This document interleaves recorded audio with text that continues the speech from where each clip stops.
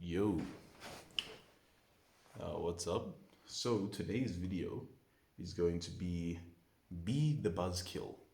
Now, what does that mean? It basically means be okay saying no, right? Don't fall into peer pressure.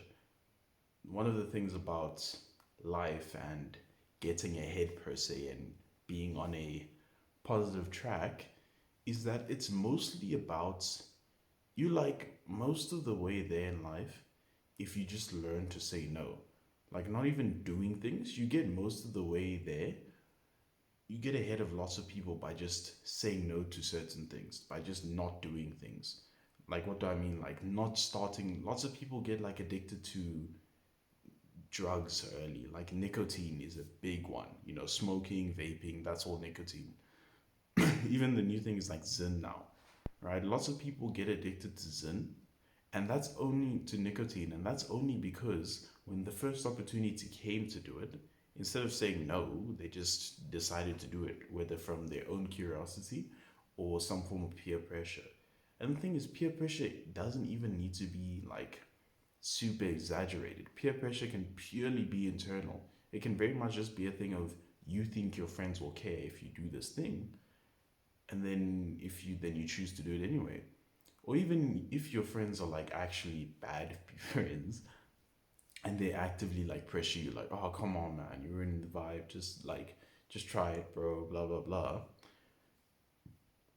You need to be okay being the buzzkill. You need to be okay being like, nah, I'm not doing that because it's bad for you. Like it's bad for you. If you guys want to do it to look cool and shit, sure, but like don't expect me to do it. You got to be okay being the person to say no, regardless of how it affects the vibe. You got to be ready to be stern, because lots of people fold because they don't want to impact the vibe. They don't want to be so confrontational that like it affects everyone's mood kind of, because they can feel the tension and then they fold because of that. But you got to be okay being like, no, I'm not doing that, stop asking me, like being stern with whoever's trying to pressure you into it, and be okay maybe being the person that like brought the events. I'm assuming you like at a party or something, or like even just outside, but like assuming you're at a party, brought the events to kind of a bit of a stop because no one's expecting you to be that stern and like stick with it, because most people aren't okay disrupting the peace. So you got to be okay doing that in all aspects. The big one for me is just not starting drugs at all. Weed, especially weed, nicotine, especially, bro.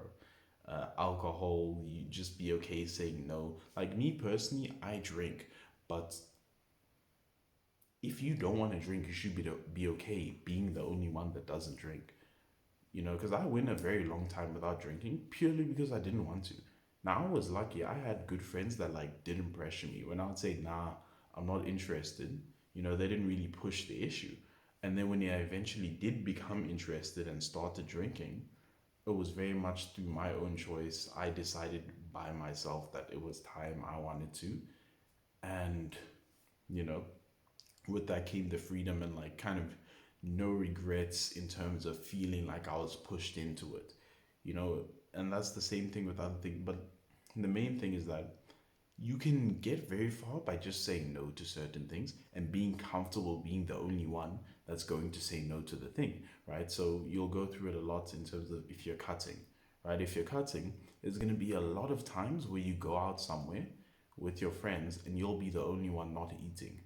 And the thing is, your friends, being good friends, will be kind of concerned, like, oh, come on, bro, eat with us, like, it's part of the vibe, good eats with good people, all that stuff. You gotta be comfortable being like, nah, bro, I'm on my diet. I'm not gonna eat, like, I've already eaten or something. What I recommend, it's easier to say I've already eaten than I'm not eating right now, right? Because people are more likely to push if you say something like, oh, I'm dieting, so blah, blah, blah. But if you say something like, "Oh, I've already eaten, so I don't have space for that," then they're more likely to let it go, because the assumption is no longer that you're starving yourself to reach the thing, and rather just you're already full from whatever you ate earlier. And people are less likely to push if they believe that you're already, um, you already satiated, you know. Especially the more like caregiver types, it's easier to turn them down by saying that you've already been taken care of rather than you're avoiding being taken care of, per se, right? But yeah, you just gotta be okay being the buzzkill. You gotta be okay being the one to say no. You gotta be okay being the one to, even in terms of other things, you gotta be okay of being the one to point out that it's a negative to the group. You know, you don't need to do it all the time, but if you ever asked your opinion on something, regardless of who you hang out with, you got to be honest with them and yourself, just so it doesn't get confusing. And everyone, you can always be the voice of positive change within your group. Assuming that you don't just switch out groups, you can always be the voice of positive change. Like, I have a lot of friends that like smoke weed, and I tell them I think it's lame. Like, you can do what you want, because who cares. But me personally, I think it's lame and it smells bad. And the thing is, most of them will agree with me on the whole it smells bad part. Sometimes I don't even say the it's lame part. If especially with like newer people, when you're not so sure how much leeway you have to work with in terms of like dissing things that they enjoy doing, I just stick to the no. Yeah, I hate smoking. I hate weed. Why? Because I think it smells, and that's like a undeniable fact that they can't deny, right? Like, I remember one of my friends, she smokes, and the other day, I saw her, I was like, bro, like, you smell like smoke. Like, what happened? And then she's like, yeah, I smoke. And then that was the conversation. But it's one of those things where it's a known thing that I disapprove of, not in like an act of disapproval, just more in if she ever thinks about it, it won't just be all the friends that she has that like also smoke, so it's not a big deal. There'll also be me there, patroning that it's a bad thing. So, and in that sense, I could be seen as a bit of a buzzkill. Like, if I hang out with all of our other friends and they start smoking and stuff, I'll leave. I won't lie. I have left a lot of times, not like the entire, but like just left the area when people have started smoking. Hell, even back in high school, I had friends that smoked, and when they would do that, I'll just leave because I ain't trying to be in the vicinity. I think it smells bad. I think it's lame. I will go and hang out with the other people that also don't smoke.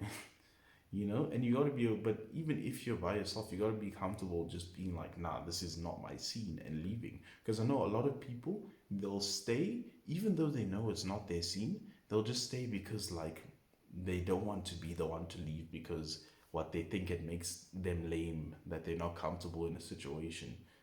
Especially like guys, not even guys actually, especially just like the younger you are and the less self-esteem you have, the more nervous, per se, kind of like you are about being the person that says they're not comfortable in the situation and acting upon it. Because a lot of people will feel uncomfortable in situations and not actually do anything about it. A lot of people will show up somewhere, think this is not my scene, and then not actually do anything about it not being their scene, especially when it's actively something that they're against, right? Like, even I've kind of done this, but not, because like I've been to parties where I show up, I'm like, this is not really my scene, but it wasn't my not my scene bad enough to leave. It was more just like a thing of, I could tell socializing with the people there was going to be a bit difficult, but there was enough variance there that I ended up having an okay time, right? Like, I wouldn't have said that I had a good time, but more, it wasn't like straight hostile, because it was more just a thing of vibes. But like, if I pulled up somewhere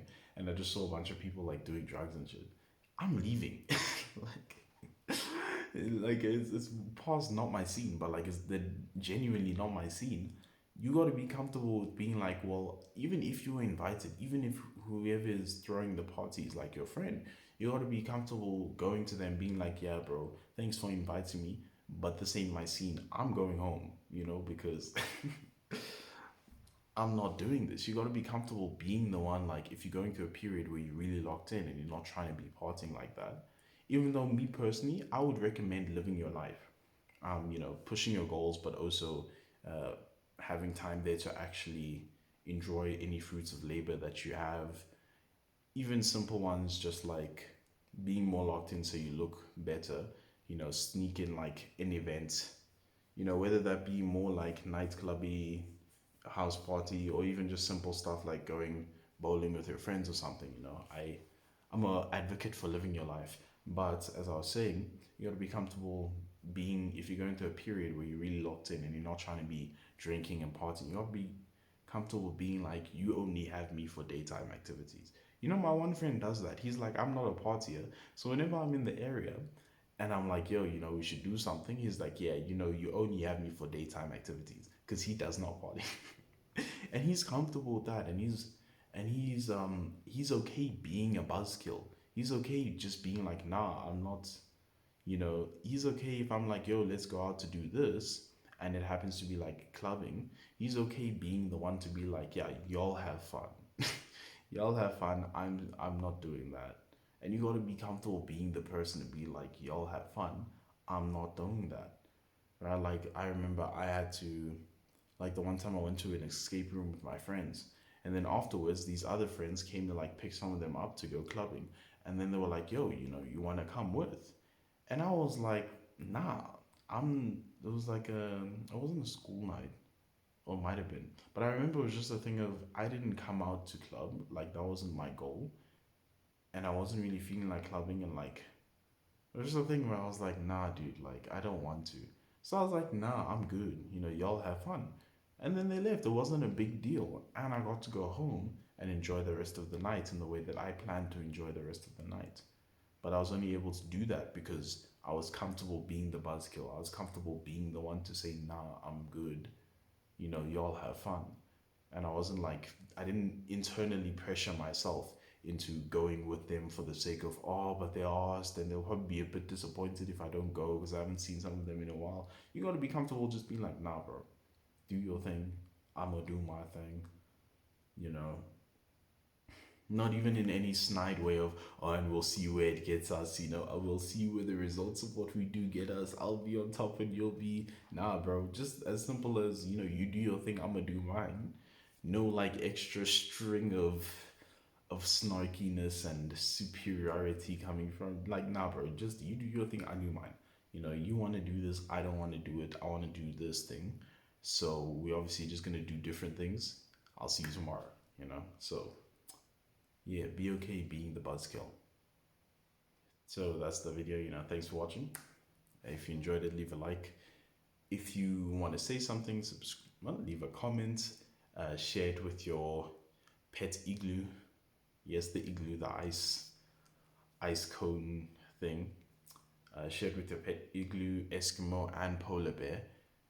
Um, if you want to see more, subscribe. And yeah, thanks for watching. Peace.